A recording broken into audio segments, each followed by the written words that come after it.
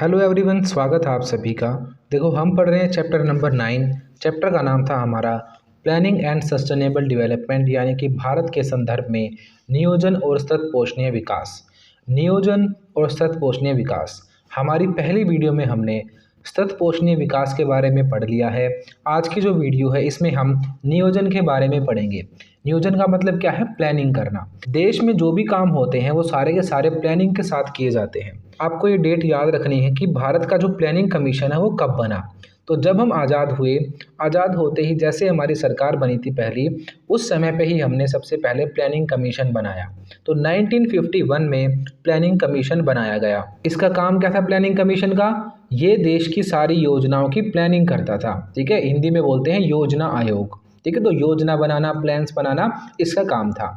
आज भी planning commission जो है वो यही काम करता है, पर अब इसका नाम बदल दिया गया है।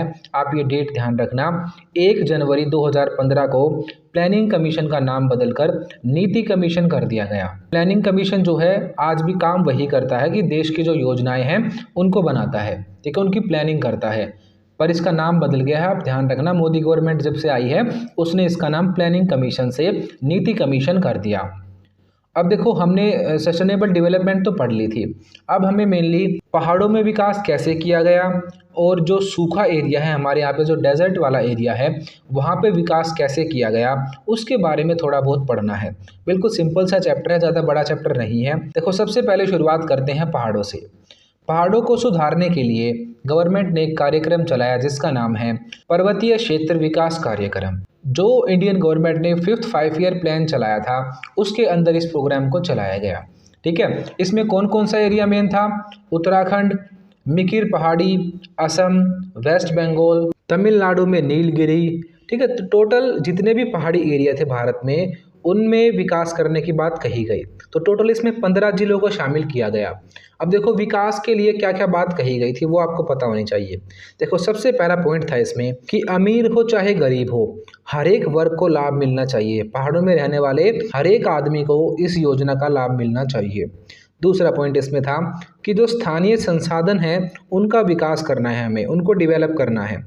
अब स्थानीय संसाधन का मतलब है जो वहाँ के एरिया के रिसोर्सेज थे। जैसे पहाड़ों में आप सभी को पता है जंगल होते हैं, वहाँ से लकड़ियाँ मिलती है, पहाड़ों से बहुत सारे मिनरल्स भी मिलते हैं। तो उन चीज़ों का विकास करना है, उन्हें डेवलप करना है, वहाँ पे इंडस्ट्रीज़ लगानी है, चीज़ें जो अच्छे से सेटअप करनी है। तीसरी चीज़ यहाँ पे की गई थी स्किल डेवलपमेंट, यानी कि प्रतिभा का विकास करना। यहाँ के लोगों को स्किल सिखानी थी। ठीक है, काम करने की स्किल, ठीक है, बोलने की स्किल, पढ़ाई की स्किल, इन सारी चीज़ों पे फोकस किया गया था।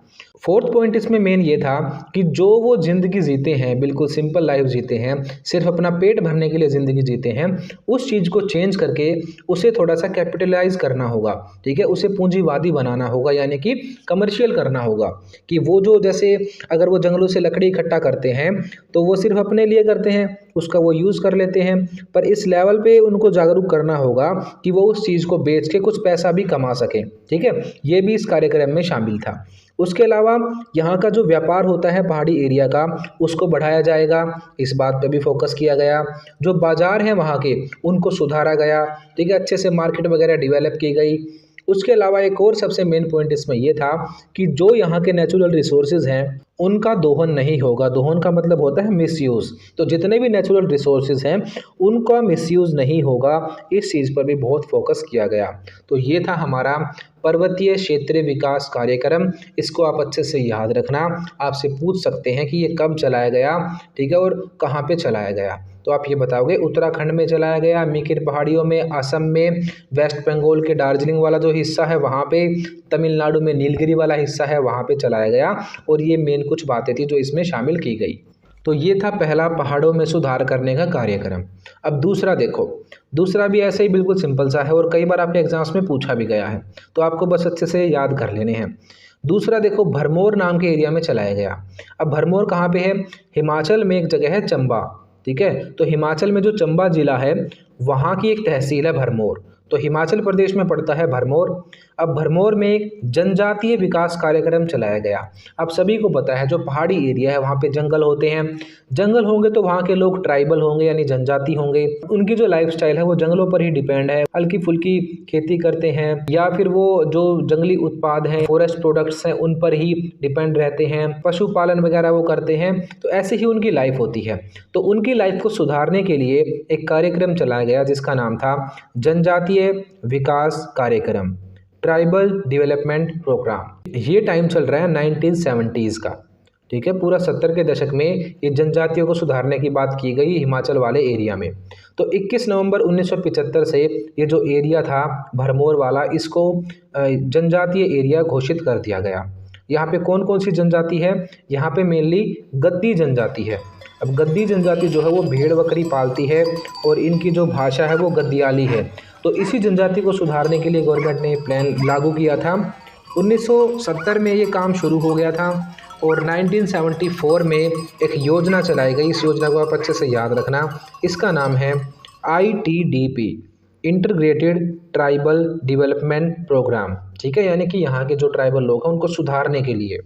अब इसमें क्या क्या किया गया? वही सारी अच्छी बातें जो ऊपर वाली में थी, लगभग वही सारी बातें इसमें हैं कि यहाँ पे जो है ट्रांसपोर्टेशन को अच्छा किया जाएगा, यहाँ पे खेती को बढ़ाया जाएगा, यहाँ पे कम्युनिकेशन नेटवर्क बिछाया जाएगा, यहाँ पे जो सोशल फैसिलिटीज़ हैं, सामाजिक सुविधाएं हैं वो प्रोवाइड कराई जाएंगी, यहाँ की एजुकेशन को सुधारा जाएगा, यहाँ पे स्कूल बनाए जाएंगे, यहाँ पे सड़कें बनाई जाएंगी, साफ़ और पीने लायक पानी पहुँचाया जाएगा, यहाँ पे बिजली प्रोवाइड कराई जाएगी। तो ये सारी बातें गवर्नमेंट ने इस प्रोग्राम में लॉन्च की, ठीक है।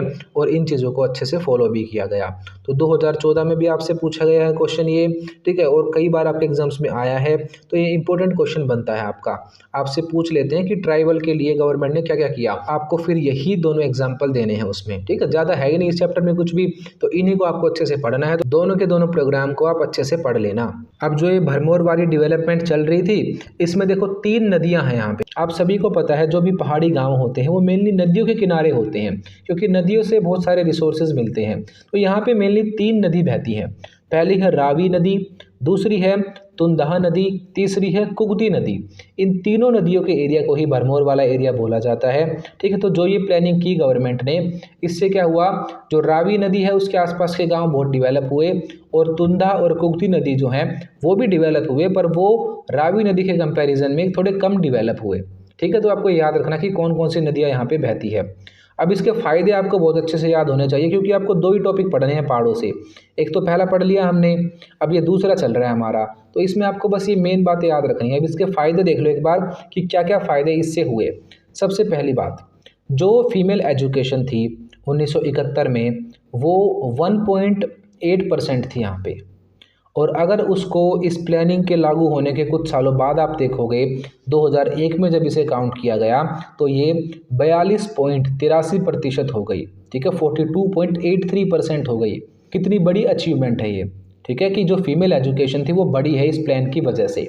दूसरी बात, तो जब एजुकेशन नहीं होती तो लिंग के आधार पर भेदभाव, जाति के आधार पर भेदभाव, ये बहुत ही कॉमन चीज़ है।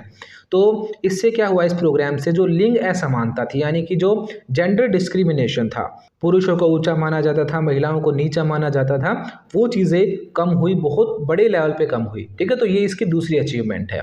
तीसरा, जो यहाँ के लोग जो एक जगह पे टिक कर खेती नहीं करते थे, ठीक है, अपना सिर्फ पेट भरने के लिए खेती करते थे, उन लोगों ने दाल और बहुत सारी नकदी फसलें उगाना शुरू कर दिया, ठीक है। यानी कि वो अब थोड़ा व्यापार करने लगे। उसके अलावा यहाँ पे खाद्यान्न यानी कि जो ग्रेन्स होते हैं, खाने पीने की जो फसलें होती हैं, उनको बढ़ाया गया।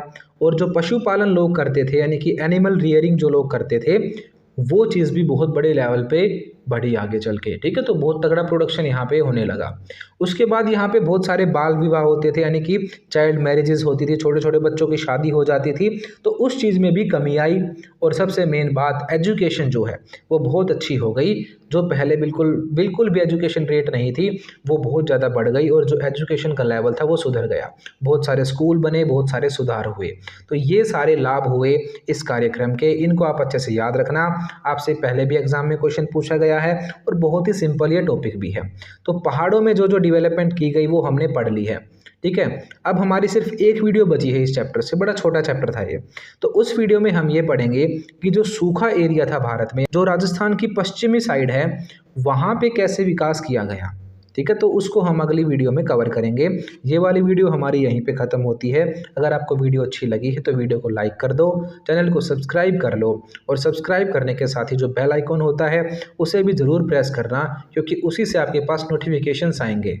अगर आपको ज्योग्राफी के हैंड रिटन नोट्स पीडीएफ चाहिए तो हमें इस नंबर पर व्हाट्सएप करें। आपको सिंपली इस पर 12th ज्योग्राफी नोट्स लिख के मैसेज सेंड करना है। आपको नोट्स बहुत ही नॉमिनल प्राइजेस पर मिल जाएंगे। अगर आप अदर सब्जेक्ट्स के भी चाहते हैं तो आपको 12th लिख के आगे वो सब्जेक्ट मेंशन करना है। जैसे आपको हिस्ट्री की चाहिए तो 12th हिस्ट्री नोट्स, पॉलिटिकल की चाहिए तो 12 पॉलिटिकल नोट्स लिख के मैसेज सेंड करना है। And other details you will get on WhatsApp. Thank you.